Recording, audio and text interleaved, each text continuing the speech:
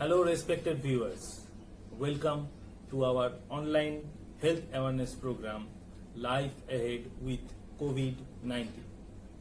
We are all aware of the fact that COVID-19 pandemic is now a hot topic and which is caused by coronaviruses.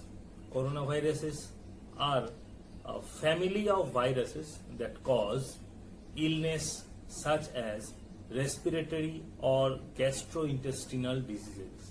Now, that has forced most of the countries, including India, to declare a nationwide lockdown. As we prepare to unlock ourselves, it is very important to understand the different facets of the disease to learn to live with COVID-19. As part of this awareness program, we are arranging an online lecture on immunological aspects of COVID-19. This lecture is being delivered by Dr. Tilak Saha, Assistant Professor, Department of Zoology, North Bengal University.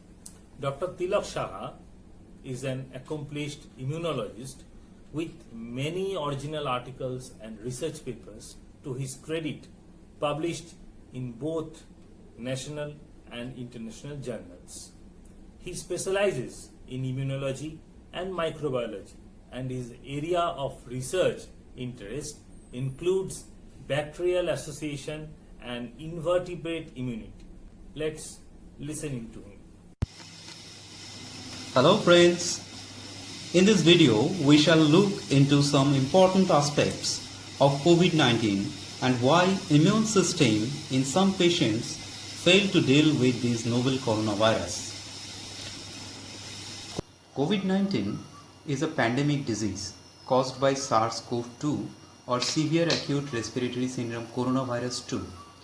Coronaviruses usually caused mild upper respiratory infection, but when these viruses breach the species barrier, major antigenic shift occurs, which may sometimes have fatal consequences, as happened in 2002 during SARS-CoV-1 infection and in 2012 MARS or Middle East Respiratory Syndrome coronavirus infection. SARS-CoV-1 had a mortality rate of 9.5% and it infected approximately 8,000 people. MERS-CoV had a pretty high mortality rate of 35%, but it infected merely 2,500 people. Whereas mortality rate of COVID-19 is around 5%, lesser than the previous infections. But the matter of concern is that it is spreading in an unprecedented speed. Within 7 months, it has infected approximately 80 lakh people globally, with approximately 5 lakh deaths, and this graph is continuing to rise up. So let us first discuss its mode of transmission. This virus can be easily transmitted by contact, droplets and fomites of the infected person to new person. During this transmission, it can sustain for more than 7 days on surface or remain suspended in the air for a long period of time, enabling it to get transmitted in new persons, as happens particularly in the crowded places. Clinical manifestation of this virus is varied depending upon the age, genetic marking and immunological competence of the subject. Roughly around 80% of the infected persons in India are asymptomatic.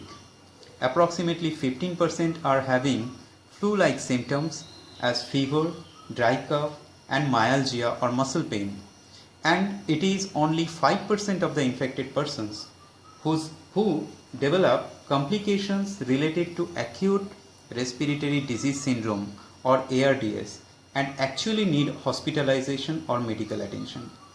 Let us see how SARS-CoV-2 infect the lung alveolar cell. This is an alveolus or functional unit of our lung, and the virus attaches itself to the ACE2 receptor on the surface of alveolar cell with the help of its spike protein and gets into the alveolar cell by diffusion or endocytosis.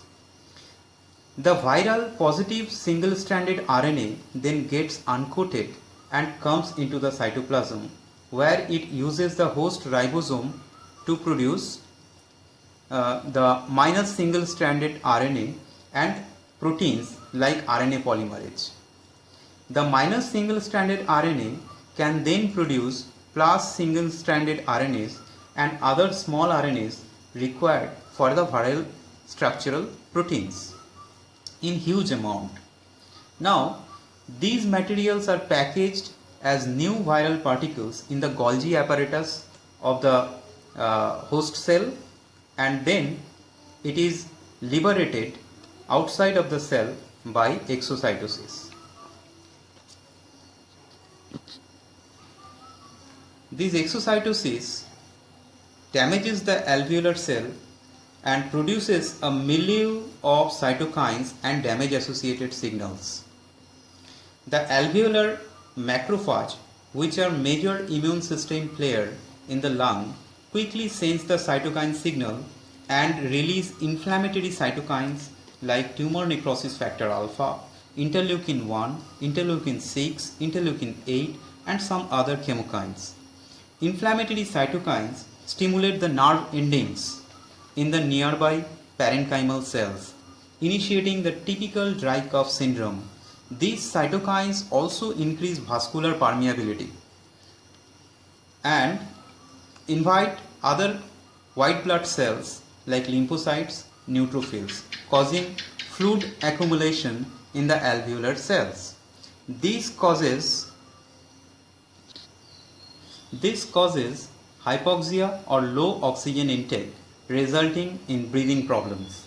Neutrophils start engulfing the viral particles and also give death signal to the infected alveolar cell, ultimately collapsing the alveolus and release of hypersensitivity intermediates like leukotrienes, prostaglandins, which cause fever and breathing impairment. More number of alveoli are damaged in patients whose immune system is unable to contain the virus. But in patients with competent immune system, the T and B lymphocytes, which are activated by the alveolar macrophages, quickly learn to identify the viral spike proteins. The antibodies produced by the activated B lymphocyte or plasma cell can contain the virus.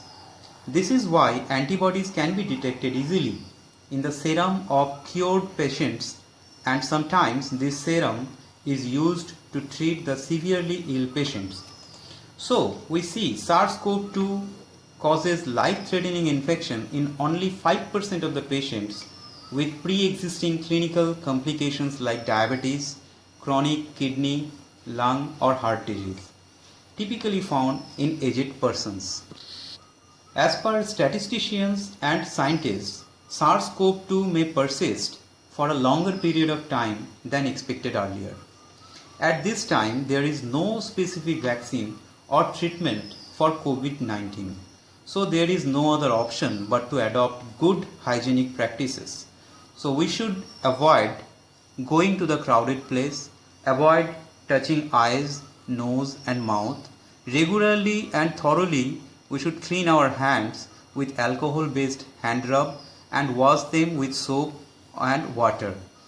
Make sure that we adopt good respiratory etiquette like coughing with a flexed elbow.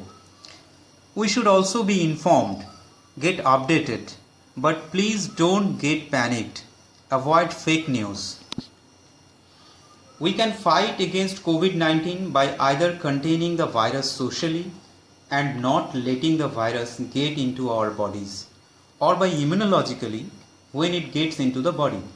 Socially, we can break the transmission chain by adopting Namaskar instead of handshake, by not spitting in the public places, by wearing masks appropriately, covering nose and mouth. We must also get ready to fight the virus by boosting our immune system with balanced diet, regular exercise, and leading healthy, stress-free lifestyle. Hope this video helps you to get ready to fight the virus. Our combined efforts will definitely help us to win the battle against COVID-19. Thank you. This brings us to the end of this online lecture. Hope you have thoroughly enjoyed Dr. Shaha's talk. Feel free to share your feedback with us. If you like this program, press the like and share button too. Please subscribe as well. Do participate in our online COVID-19 awareness quiz as well. Till next time, be safe, stay at home. Thank you.